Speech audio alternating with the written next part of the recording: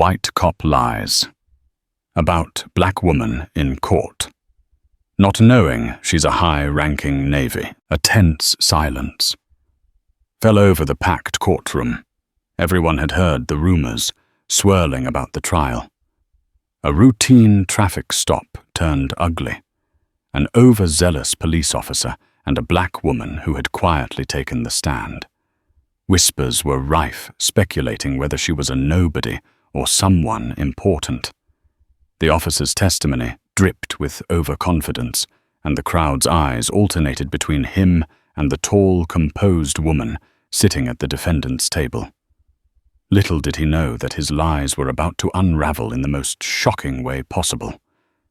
He had no clue she was a high-ranking Navy officer, and she wasn't going to let injustice slide. Buckle up, this courtroom drama was about to explode. Serena Carter had always carried herself with a quiet dignity. As a commander in the U.S. Navy, stationed at Naval Station Norfolk, one of the largest naval bases in the world, she was used to discipline, honor, and bearing. Off duty, she slipped into civilian life with an easy grace, content to blend in and keep her rank a secret outside official capacities. Standing at 5'9" with dark brown skin and a strong build tempered by years of training, Serena was proud of how far she'd come. Raised by her grandparents in rural Georgia, she'd climbed the ranks through grit, tenacity, and unwavering commitment to her country. She was driving back from a small weekend retreat in Chesapeake when she saw the flashing blue lights in her rearview mirror. At first, she couldn't imagine why she was being pulled over. She wasn't speeding, she'd used her turn signals, and there were no immediate traffic infractions she could think of. Still, she dutifully pulled onto the shoulder, turned off the engine, and waited. Officer James Brigham approached, his expression cold and unreadable. He was a tall, broad-shouldered man with close-cropped blonde hair, his crisp uniform pressed to perfection. As he reached her window, Serena rolled it down politely, offering a neutral smile. "License and registration," he said curtly, eyes shifting across the interior of her car, as though searching for something amiss. Serena didn't protest. She calmly retrieved her license and registration from her glove compartment, along with her proof of insurance. Officer Brigham took them without a word, retreating to his squad car. Minutes passed, and the longer he stayed away, the more unsettled she felt. Eventually he returned and asked her to step out of the vehicle, claiming there was some discrepancy with her registration. Bemused and a little concerned, Serena did as he asked. Almost immediately, things escalated. He questioned her about where she'd been, what she was doing, and refused to clarify the discrepancy. His tone became increasingly harsh, insinuating she was concealing something. Despite her best efforts to remain composed, Serena felt her heart pounding. The way he glared at her made her feel guilty, even though she knew she'd done nothing wrong. The training instilled in her by the Navy "stay calm, stay respectful" kept her from snapping back. When he insisted on searching her trunk without explanation, she calmly refused, stating her Fourth Amendment rights. That's when his whole demeanor changed. He demanded she put her hands on the hood of the car. Within seconds, she found herself in handcuffs, pressed roughly against the car's frame. The road was empty except for a few vehicles, whizzing by drivers craning their necks to see what was happening. Her pride screamed at the indignity, but she bit her tongue. She tried to explain her background, that she was a commander in the Navy, but Officer Brigham refused to listen. Instead, he sneered and tightened the cuffs as though suspecting she was lying. By the time the ordeal ended, she was hauled to the station on charges she didn't understand, too stunned to fully process what was happening. Little did she know this was only the beginning of a twisted tale of lies and deception, one that would eventually lead them both to the doors of the courtroom. News traveled fast in close-knit military circles. Though Serena tried to keep the humiliating arrest quiet, word got out that a well-respected Navy commander had been detained under mysterious circumstances. Her colleagues at Naval Station Norfolk were appalled. Many had seen her exemplary record, her absolute dedication to her duties. She held a security clearance that put her far above petty infractions. The notion that she had been detained for a registration discrepancy seemed absurd, almost laughable. But Serena wasn't laughing. She spent a sleepless night in a holding cell before she was allowed bail. The charge she was given was vague, something about resisting arrest and obstructing an investigation on top of the fictitious invalid registration claim. That next morning, the station commander, Captain Randall Pierce, personally came to see her, his face etched with disbelief. "Commander Carter, what on earth happened?" he asked quietly, leaning against the metal bars of the cell door before she was processed out. She explained in halting words how the situation escalated so quickly, how the officer seemed intent on pinning something on her from the start. Captain Pierce listened, his fury barely contained. He had served with Serena in multiple capacities and had recommended her for her last promotion because of her impeccable service record. This entire episode reeked of injustice, and he intended to help her fight it. Once released, Serena discovered that Officer Brigham had already filed his report, claiming she was combative, refused to comply, and even tried to flee. The allegations were outrageous, but in the eyes of the law, the officer's sworn statement carried weight.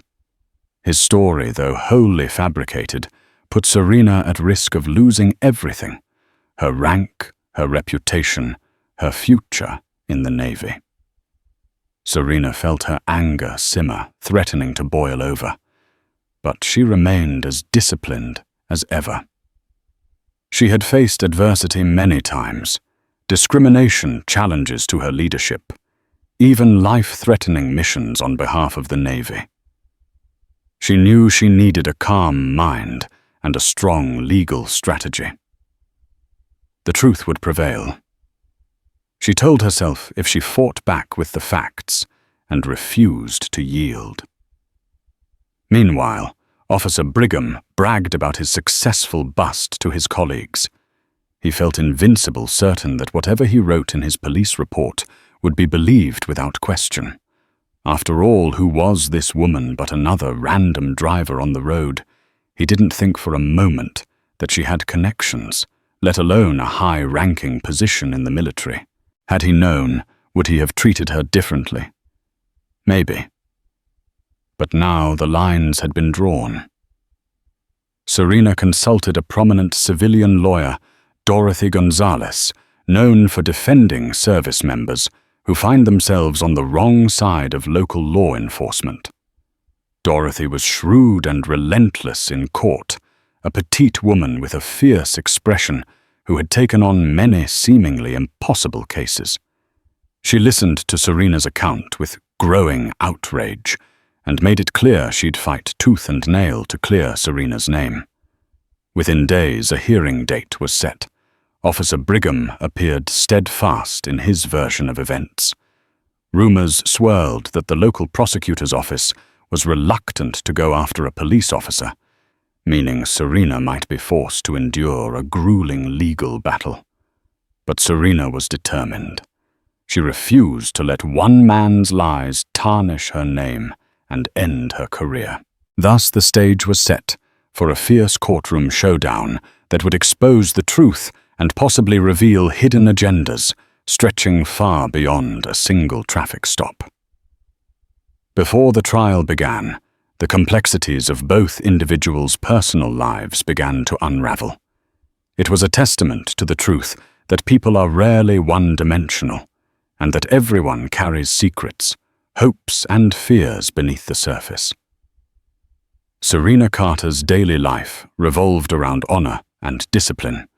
She'd wake up at dawn, do her physical training, and arrive at Naval Station Norfolk well before the standard shift. On base, she oversaw logistical operations that supported naval deployments worldwide. It was a demanding role that required immaculate attention to detail. Off-duty Serena was known to mentor younger sailors, especially women of color, who sometimes struggled to find role models in a historically male-dominated environment. She had a soft spot for those who came from tough backgrounds, just as she had. Her grandparents' unwavering faith in her was always a reminder that a good leader lifts others up. She rarely talked about her personal life. The truth was, she'd gone through a divorce a few years back. Deployments had strained her marriage, and eventually her ex-husband left unable to handle the distance and her unwavering commitment to her career.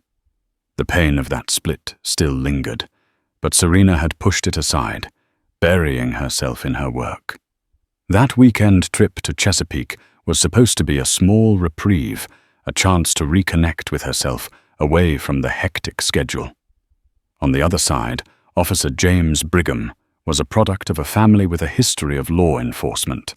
His father had been a cop, his grandfather a retired sheriff. He grew up with stories around the dinner table that glorified the Brotherhood in blue, though many of these tales cast an unsettling light on racial issues. James, for the most part, saw himself as a loyal upholder of the law. He had an almost blind loyalty to the badge.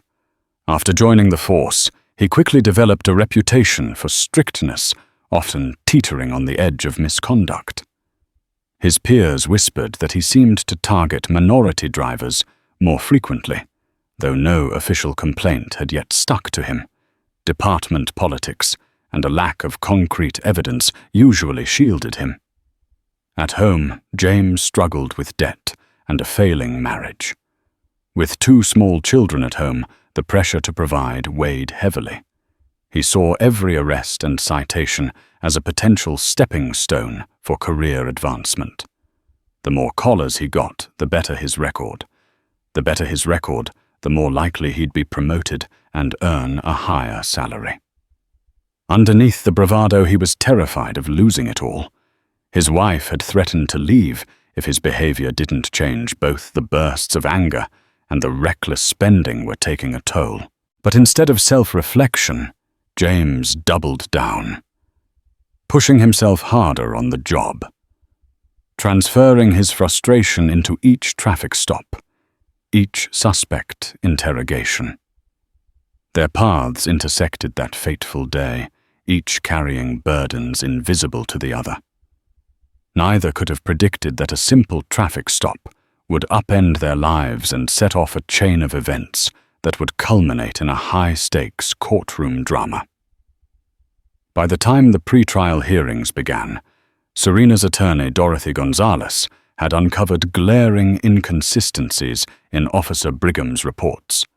The entire traffic stop, from the alleged reason for pulling Serena over to the accusations of her resisting arrest, seemed riddled with holes.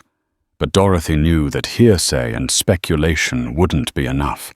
They needed hard evidence, body cam footage, dash cam recordings, eyewitness statements, anything that could catch Brigham in a lie.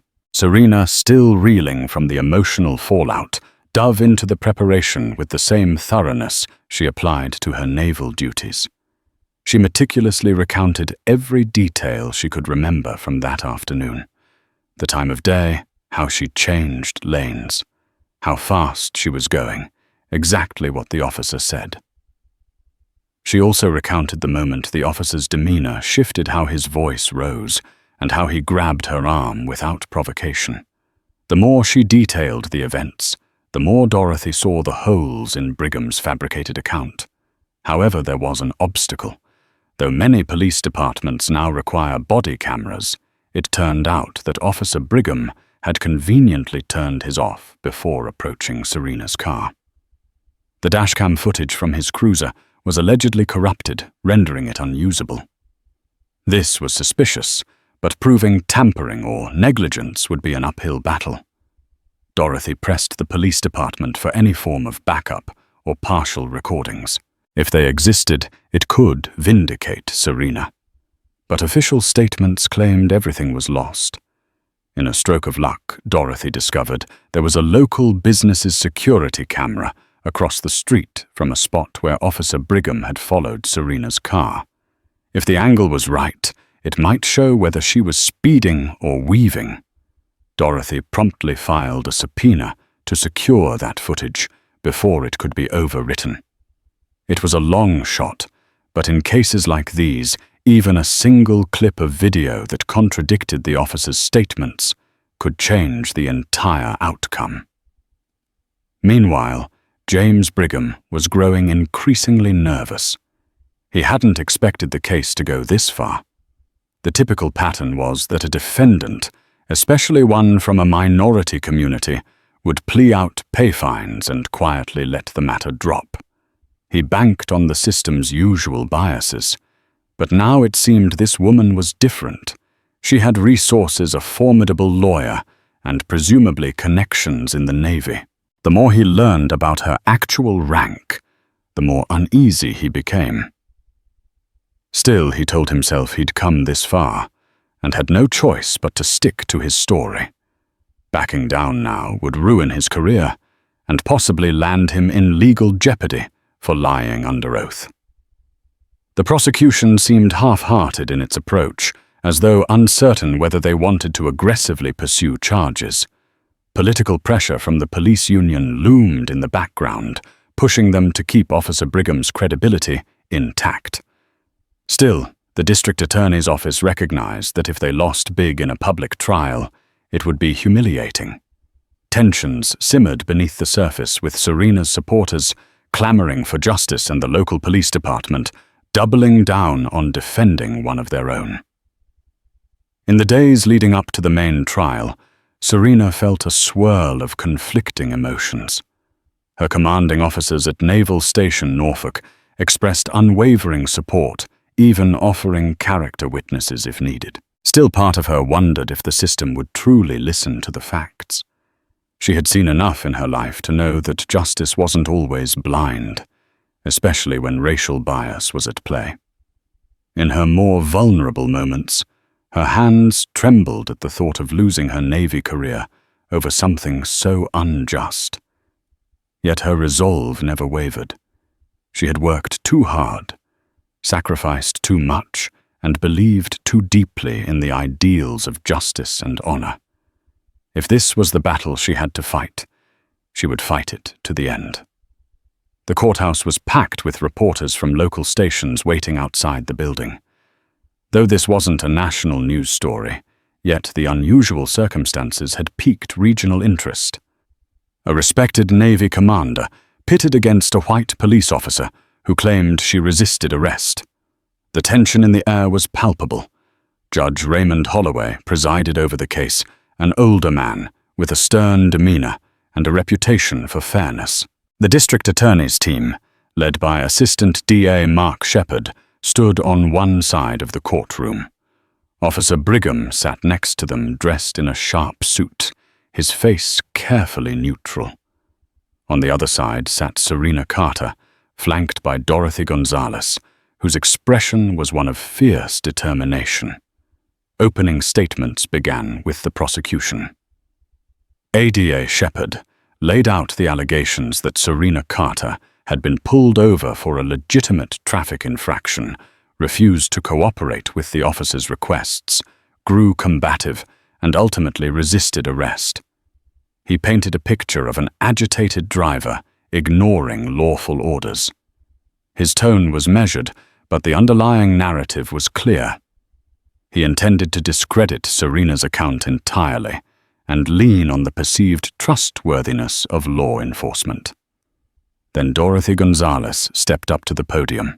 She wasted no time in setting the record straight, describing Serena's impeccable service record, her respect for the law, and her achievements in the Navy.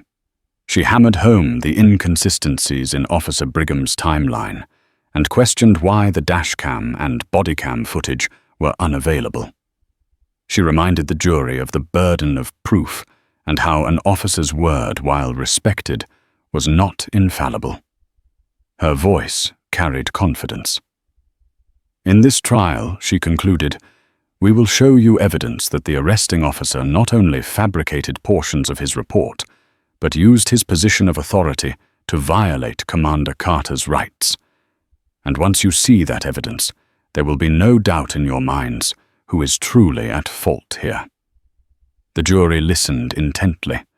Composed of citizens from the surrounding counties, it was a diverse group, though Serena couldn't help noticing only 2 black people among the 12 jurors. Still, she hoped that truth would transcend any bias. After opening statements, the prosecution began calling their witnesses. The first day was largely dedicated to a forensic analyst who testified about the corrupted dashcam footage, providing a lot of technical jargon that seemed to indicate the footage was irretrievable. Dorothy's cross-examination was pointed, forcing the analyst to admit that the corruption was unusual and that there were no direct logs explaining how or why it happened. The tension in the courtroom built, steadily setting the stage for high drama. If the entire trial proceeded without any direct video evidence, it would boil down to conflicting testimonies. In such cases, historically, law enforcement's words often carried tremendous weight. But Dorothy was just getting started, and so was Serena. Outside the courtroom, reporters hurried to record their segments. Lines of supporters and curious onlookers filed through the halls, whispering about the day's proceedings. By the time the gavel sounded to adjourn for the day, it was clear that this was no ordinary case. On the second day, the prosecution called Officer Brigham to the stand. The courtroom hushed as he took his seat, the overhead lights casting sharp shadows across his face. Dressed in a dark suit, he presented a professional image, his hands folded neatly in front of him. Ada Shepherd guided him through a line of questioning designed to reinforce the officer's credibility. Brigham spoke about his years on the force, his training, and how he'd carried out hundreds of traffic stops. Then came his recounting of the day in question. With unwavering confidence, he claimed he had clocked Serena's vehicle, speeding though the exact speed data was somehow missing. He also insisted she had been belligerent when he approached, refused to comply with lawful orders, and physically resisted when he tried to detain her. Throughout his testimony, Serena watched in a mix of anger and disbelief. Dorothy furiously jotted down notes preparing for cross-examination. If Brigham was lying, he was doing so convincingly carefully, weaving a narrative that left little room for contradiction unless they found that key piece of evidence. Then Dorothy stood for the cross-examination.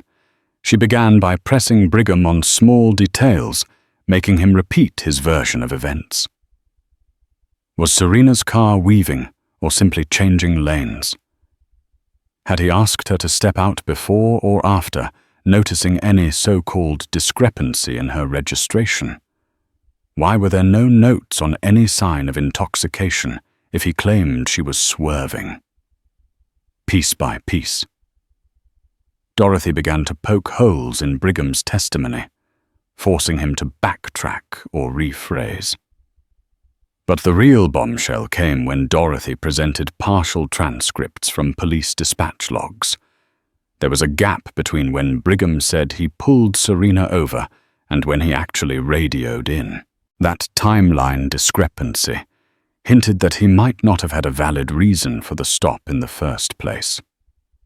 Sensing danger, the prosecution objected, but the judge allowed Dorothy to continue this line of questioning. Sweat beaded on Brigham's forehead. He stammered slightly, trying to explain away the gap as a radio malfunction. Dorothy pounced.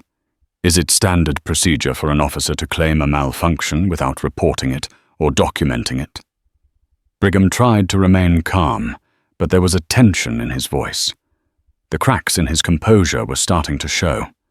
At the end of the day, Dorothy had made significant strides in challenging Brigham's credibility. Still, there was no smoking gun. The defense had scored points, but the case wasn't won yet. The jury looked intrigued, but not entirely convinced. That evening, Serena and Dorothy met at Dorothy's office to review the day's events. They were heartened that some seeds of doubt were planted, but Dorothy stressed that they needed something irrefutable to seal the case. Then, just as they were packing up, Dorothy's phone rang. On the other end was an excited voice from the local business they'd subpoenaed. A partial security video had been found that might be relevant. The adrenaline surged in both women. If that footage showed anything that contradicted Brigham's account, they had the leverage they needed. They hurriedly scheduled a viewing for first thing in the morning. Relief and cautious hope filled the air. Maybe, just maybe, the truth would finally have its champion in that piece of evidence. Early the next morning, before court resumed, Dorothy and Serena made their way to a small tech office where the local business's security footage was stored. The business in question was a locksmith company located on a corner that gave it a decent view of the main road where Brigham first started following Serena. They met with a tech specialist who explained that the camera's angle was partially obstructed by some trees, but there might be a brief moment when Serena's car came into view. The man queued up the relevant timestamp, and they watched intently on a small monitor. The footage was grainy, but clear enough to see the road. Around 1:42 p.m., a dark sedan that matched Serena's car passed by at a normal speed, certainly not speeding. A police cruiser was a few car lengths behind, but there was no visible sign that the sedan was weaving or veering. Dorothy made a note of the time stamp. According to Brigham's testimony, Serena was pulled over around 1:43 p.m. and was already driving erratically for a while. This video contradicted that assertion. The tech specialist also pointed out that at 1:43 p.m., just as the cruiser's lights seemed to go on, Serena's car was already at the next intersection, about to make a legal turn. There was no sign of lane swerving or sudden stops. The partial footage ended there, but it was enough to seriously undermine Brigham's version of events. Dorothy's excitement was palpable. It wasn't the entire encounter, but it was a critical segment that directly challenged Brigham's sworn statement. This could be the key to proving that his reason for stopping Serena was fabricated. The chain reaction from that point, her alleged resisting arrest, combative behavior, would be seen in a different light if the original stop was proven unjustified. They rushed to court, clutching the footage in digital form, eager to introduce it into evidence. That morning they filed the appropriate motions. The prosecution tried to argue that the video's quality wasn't good enough to prove anything definitively, but Judge Holloway agreed with Dorothy that it was relevant and admissible. When the clip was played in front of the jury, the room was silent. Though short, it clearly showed Serena's car moving calmly, followed by Brigham's cruiser. The dash lights turned on, but there was no evident cause, no weaving, no sudden swerving. Nothing that would justify a traffic stop. As the video ended, Dorothy paused for effect. Officer Brigham claimed the defendant was speeding and driving recklessly. "Does that video appear to show anything of the sort?" "You, the jury, be the judge of," that she said firmly. The prosecution tried to minimize its impact, but the damage was done.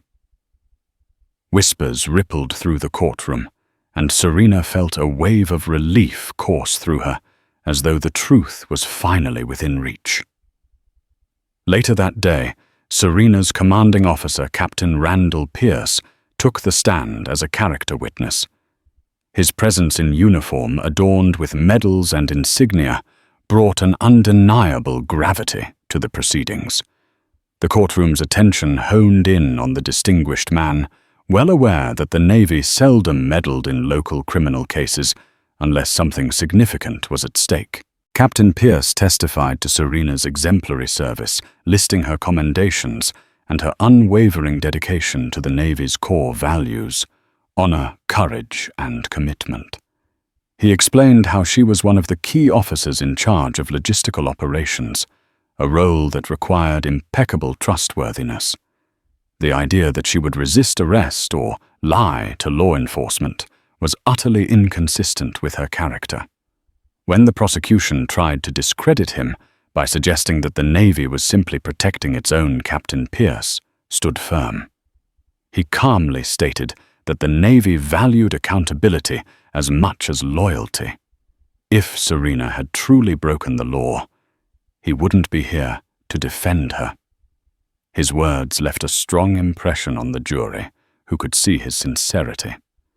Yet, for all the powerful testimony, the legal battle wasn't over. The prosecution still tried to argue that the footage was inconclusive, that Serena could have begun speeding after the camera's field of view ended, or that the camera angle missed crucial elements. They also tried to insinuate that her refusal to let Brigham search her trunk was a sign of guilt. It was then Dorothy reminded the court that American citizens, whether civilians or serving in the armed forces, have constitutional rights against unreasonable searches. She hammered home that an officer's suspicions alone without probable cause do not grant them carte blanche to conduct searches. The tension in the courtroom soared with the jury, watching every volley between the prosecution and defense. During a brief recess, Serena noted the shift in the gallery's attitude. She saw some spectators nodding in agreement with her attorney's arguments.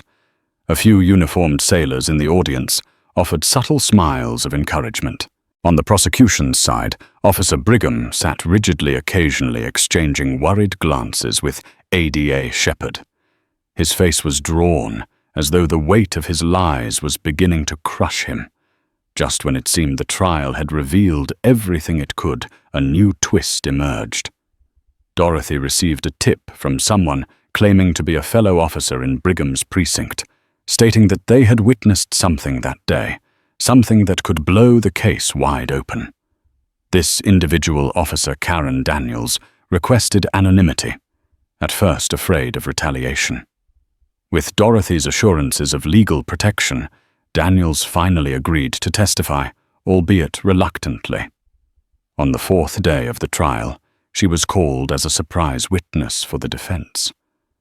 The courtroom buzzed with curiosity when Officer Daniels entered her uniform, crisp, her posture tense. She took the oath, glancing nervously at Officer Brigham. He stared back, a flicker of alarm crossing his features. Whatever she was about to say was clearly not something he expected. Officer Daniels began by recounting that on the day of the arrest, she had just finished responding to a nearby disturbance call. As she pulled out onto the main road, she saw Brigham's cruiser parked behind Serena's car. Curious, she idled for a moment, observing from a distance. According to Daniels, Serena appeared calm, standing with her hands by her sides. Brigham was the one who seemed agitated, gesticulating angrily. Daniels considered approaching to see if Brigham needed backup, but decided against it, since no one had radioed for assistance. Most shockingly, Daniels revealed that back at the precinct a few hours later, she overheard Brigham bragging about getting another one off the streets. He joked that these drivers don't know their place, and boasted that his version of events would be taken as gospel. Daniels said she felt uneasy about the exchange, especially since the tone of Brigham's statements seemed racially charged, implying that he specifically targeted Serena because she was black. The gallery gasped as Daniels relayed this. Brigham's attorney immediately objected, calling Daniels' testimony hearsay and claiming she was only repeating second-hand conversation. But Dorothy countered that it was a direct observation, not hearsay. Judge Holloway allowed her testimony, though he reminded the jury they must weigh credibility carefully. Under cross-examination, the prosecution tried to paint Daniels as a disgruntled colleague with a personal vendetta. But Daniels held firm, stating she had nothing to gain by coming forward and everything to lose. She was risking her career, her friendships, and her safety within the department. Her conscience simply wouldn't allow her to remain silent, especially after seeing how the case was unfolding. By the time Officer Daniels stepped down, tension permeated the courtroom like a taut wire ready to snap at any moment.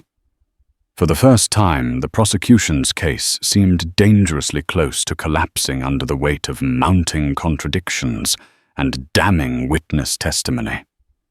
As the trial neared its final stages, Officer Brigham found himself in a precarious position. The defense had effectively poked holes in his story, introduced video evidence that contradicted his account, and now had a fellow officer testifying against him. His once unquestioned credibility was in tatters. While the jury deliberated on the final day, the courthouse halls buzzed. Several observers predicted an acquittal, though nothing was guaranteed until the final verdict was read. Serena sat in a quiet corner of a waiting area, reflecting on the surreal chain of events. Had it not been for Dorothy's diligence, the crucial video footage, and Officer Daniels' testimony, she could have been steamrolled by a system that often sided with law enforcement. Brigham paced up and down another corridor, occasionally stepping outside to wipe sweat from his brow. He knew he might be facing serious consequences: perjury, job loss, possibly even jail time if things went wrong. All the steps he had taken to cover his tracks now seemed worthless in the face of one piece of unexpected evidence after another. His thoughts turned to his personal life. His wife, the mortgage, the car payments. What would happen to his family if he was fired or convicted? He'd tried to position himself as a hero, a relentless officer who cleaned the streets of problematic elements, but now it looked like the only problematic element might be himself. A creeping dread filled him, and for the first time he questioned his own moral compass. He hadn't planned on this. It was supposed to be just another routine stop, an easy stat on his record. But fate had other plans. Outside news vans lined the street, cameras pointed at the courthouse steps. A small crowd had formed to protest police misconduct, holding signs that read, "Justice for all," and "End racial profiling." On the other side, a few of Brigham's supporters, some from within the police department, were present, insisting he was innocent. It was a microcosm of a larger national conversation about race policing and accountability. Inside, time ticked by with agonizing slowness. Each minute felt like an hour. Serena's heart pounded in her chest. She rehearsed in her mind what she'd say if the verdict went against her, reminding herself she was prepared to appeal. Dorothy paced phone in hand, fielding questions from reporters requesting interviews. She politely declined, saying her focus was on her client until the verdict was delivered. Finally, word came that the jury had reached a decision. Everyone rushed to the courtroom, tension swirling like a thundercloud ready to break. Judge Holloway returned to the bench, calling the court to order. The jury foreperson stood, a slip of paper in hand. Silence enveloped the room. Serena closed her eyes briefly, inhaling a steadying breath. She had faced high-pressure situations in her naval career, but nothing felt as personal or as critical as this moment. "We, the jury, find the defendant, Commander Serena Carter, not guilty of all charges," the foreperson announced. A collective exhale swept the courtroom. Relief washed over Serena, tears pricking at the corners of her eyes.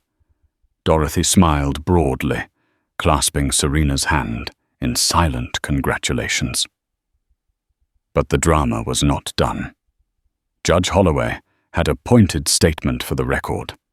He expressed concern about the discrepancies in Officer Brigham's testimony and the suspiciously missing or corrupted evidence. While he refrained from passing judgment on potential perjury or misconduct charges, he made it clear that the matter merited further investigation. The scathing rebuke hung in the air leaving Brigham pale-faced, his eyes downcast. Outside the courthouse, reporters clamored for interviews. Serena, emerging victorious but emotionally drained, made a brief statement. "I'm grateful justice prevailed today. My hope is that nobody, civilian or service member, will have to face a similar ordeal. I remain committed to serving my country and upholding the values of honor and integrity." As for Officer Brigham, he slipped out a side entrance shielded by a few colleagues. He was immediately placed on administrative leave pending an internal affairs investigation.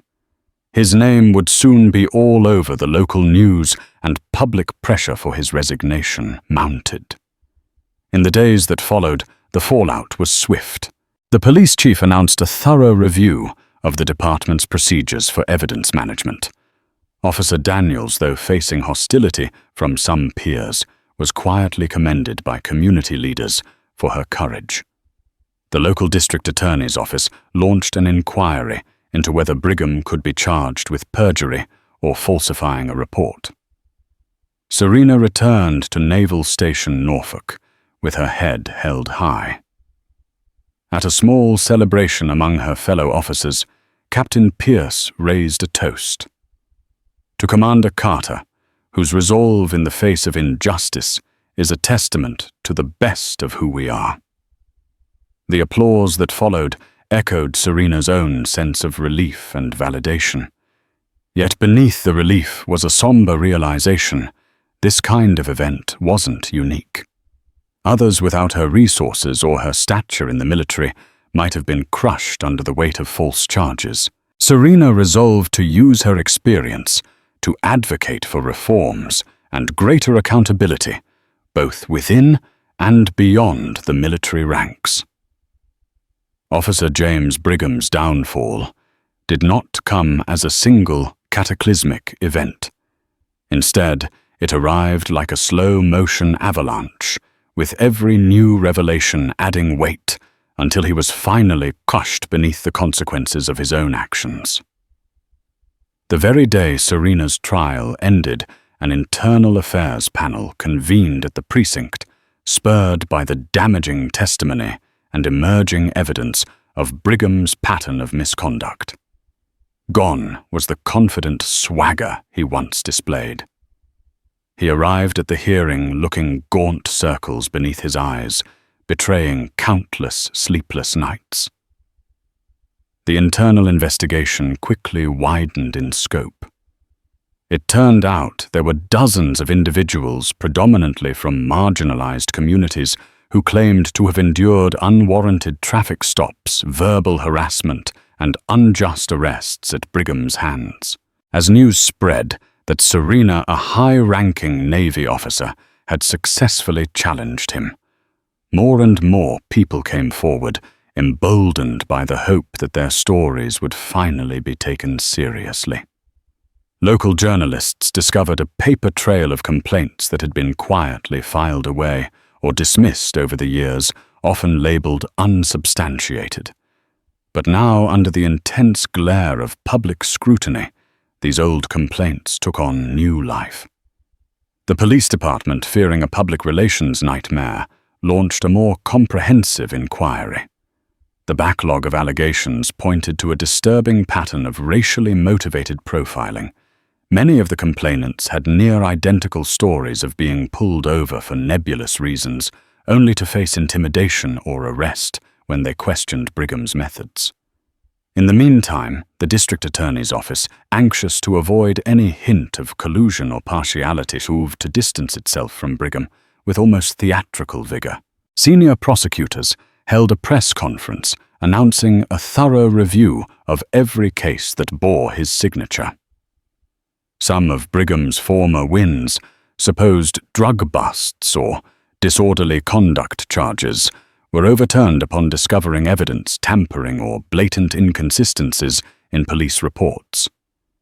Civil rights groups stepped into the fray, threatening class action lawsuits and demanding swift disciplinary action, not just against Brigham, but against anyone in the department who had enabled him.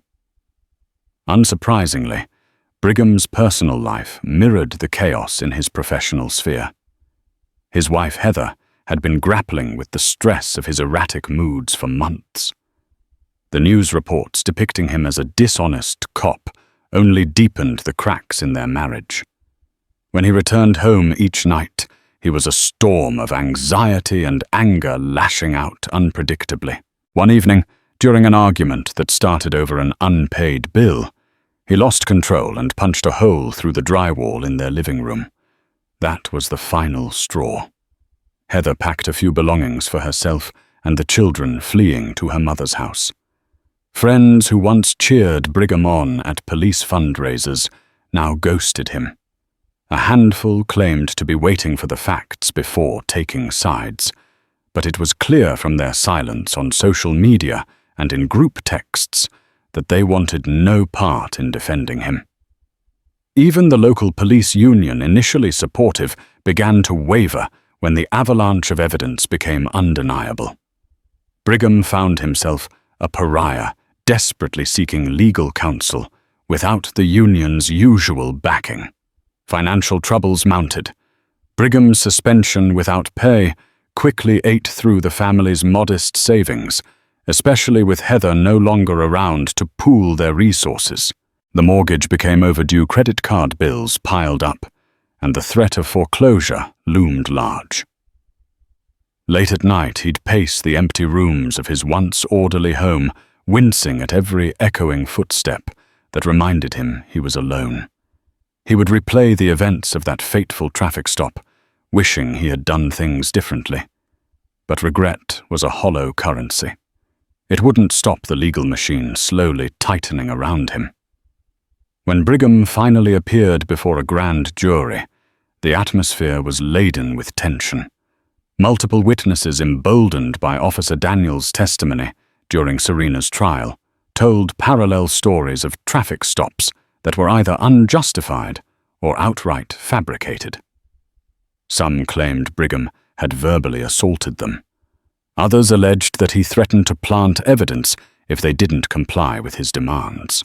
Internal Affairs investigators provided mountains of paperwork, time-stamped dispatch logs that contradicted Brigham's official reports, digital traces showing how dashcam files might have been deliberately misplaced, and even text messages between Brigham and a former partner that hinted at racial bias. The grand jury's decision to indict on multiple counts of perjury, falsification of evidence, and official misconduct was swift.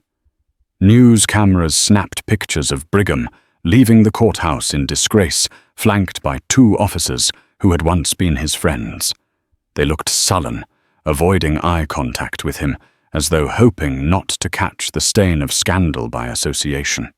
In a cruel twist of poetic justice, the man who had confidently used his badge to intimidate vulnerable drivers was now powerless. He faced the same legal system he had manipulated, but without the uniform to shield him. Desperate, he tried to strike plea deals or bargain with prosecutors by offering information on other questionable activities within the precinct, but the district attorney's office refused to entertain leniency. There were too many eyes on this case, too many calls for a high-profile example to be made. Serena watched these developments from a distance, her life gradually returning to normalcy at Naval Station, Norfolk.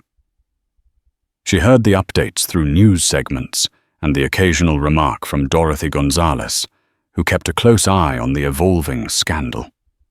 In quiet moments of reflection, she acknowledged that while Brigham's downfall provided a sense of karmic balance, it never truly erased the trauma she had endured.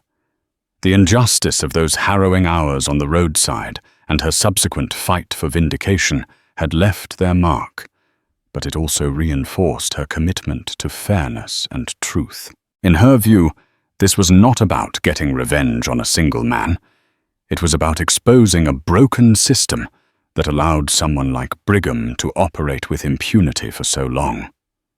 Seeing him now stripped of the power he once wielded was a grim reminder of how deeply prejudice could fester.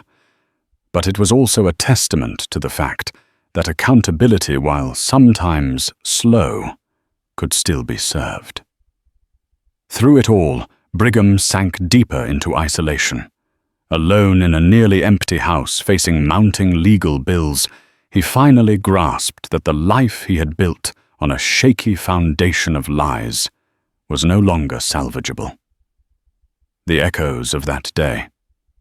Serena's calm refusal to let him search her trunk without cause, his decision to escalate the situation, the blatant untruths he wove into his official report, reverberated in his mind like a relentless mantra. If he had simply let her go with a warning, if he had chosen honesty over ego, everything might have been different. But there was no turning back time. Karma had come calling, and the consequences were too dire to ignore. From that moment on, every conversation, every headline, every bill demanding payment reminded Brigham of what he had lost, and how, in the end, he was the author of his own destruction. Meanwhile, Serena moved forward, neither celebrating nor mourning Brigham's predicament, but quietly reaffirming her belief in fighting for justice whenever it was threatened. Life continued, but the lessons of that trial about courage, prejudice, and the cost of complacency remained indelibly etched into the histories of everyone involved. In the end, it wasn't just Brigham who faced a reckoning.